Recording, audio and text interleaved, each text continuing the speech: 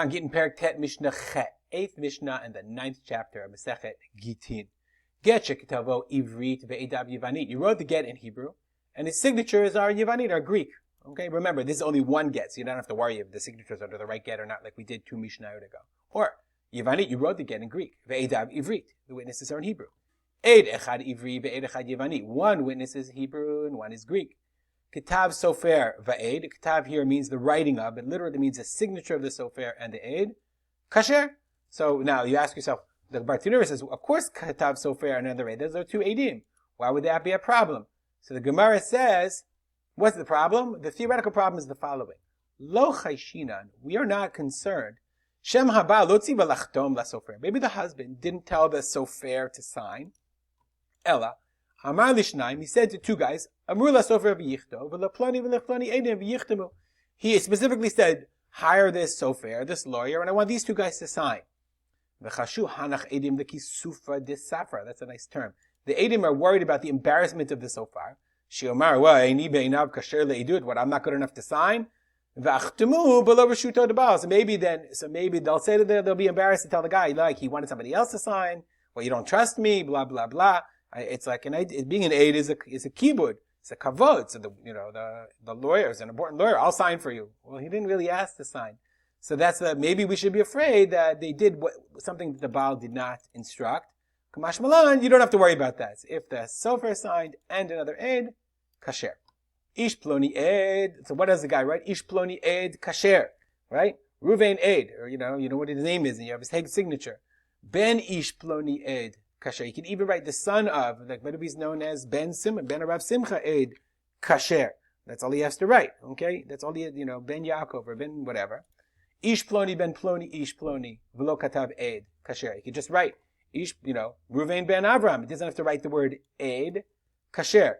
That's fine too. V'kacha yu nikiyei hadat shiv Yerushalayim osim. Those were the nikiyei hadat, the clean of mind in Yerushalayim. That they were just very like succinct. They didn't, an extra word was too much. So they wouldn't even write the name Eid. They would write Shmuel ben Avram and that's it. If you look at the get that we have, the get that I've been using the whole time, we do Rachamim Mechune Bechor ben Avraham Eid. This is interesting. Mechune Bechor is called.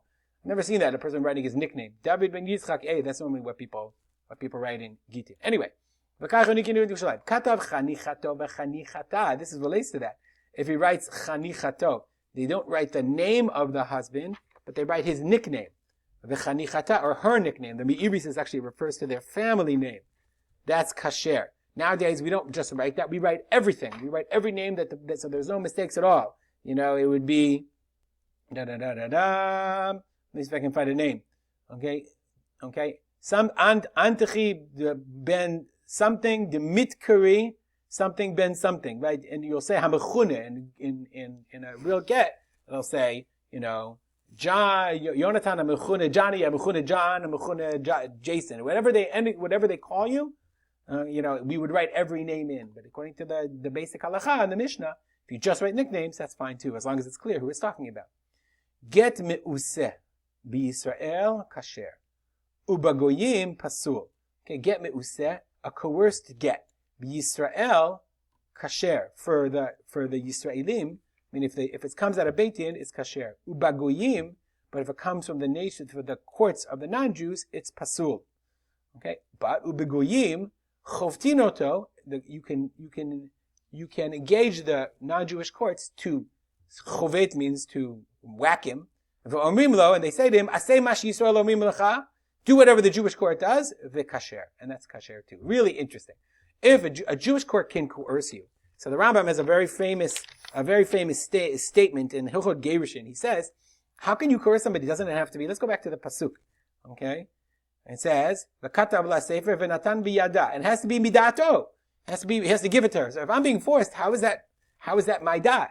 So the Rambam says that the will, if Beit Din says that you have to divorce your wife, and you decide I don't want to, he says that's not dat. Okay, and therefore when Beit Din punishes you enough to say that you want to do something, what Beit Din is doing is helping you overcome your Yetzer Hara. Your Yetzer Hara is saying you want to punish my wife. I don't want to give her a divorce. Who cares what you guys say? That's your Yetzer Hara. So all Beit Din is doing, okay, he's saying Yitzrohu shetakvo. The kevan shehuka ad tashatito. Since you got lashes until your Yetzer was overcome, and then he says Rotzeani, that's considered Lirtzono. But Goyim, a non-Jewish court, trying to coerce, the fear, of course, is that people will go to the non-Jewish courts. The woman would go and, complain against, even if the husband doesn't really have to divorce his wife, and she'd pay the money or whatever, and they could coerce a get. So therefore, that's why Chazal, that coerced get is pasul. Nowadays, this idea of get me'useh in the courts of the Goyim pasul is one of the big complaints that people have about prenuptial agreements. This is an issue of poskim. Just giving you the idea that everyone's afraid of what's called the get me'useh, a coerced get. That you go to enforce a prenuptial agreement in civil court, and the non-Jewish court says, okay, until he gives a get, then he has to pay whatever. Then that means that the Goyim are giving the get, and it's pasul. It doesn't mean that, and there are ways around it, and that's why we have big poskim, but just understand that they're just trying to explain this is one of the issues that is involved. Okay, nonetheless, but the Jewish courts didn't have jurisdiction, especially even in times of the Mishnah after the Churban Abayit, etc. But very often the local jurisdiction would say, follow whatever the local Jewish court does. It gave the jurisdiction, but not the punishment. So therefore, you could chovtinoto, the non-Jewish court, if they say, aseh ma sheYisrael omrim lecha, do what the Jews tell you, then it's kasher, because then the non-Jewish court is not independently trying to enforce a get or force a get, but it's just enforcing the ruling of the local Beit Din. All right, there's much more to say about this, not in the scope of this Mishnah.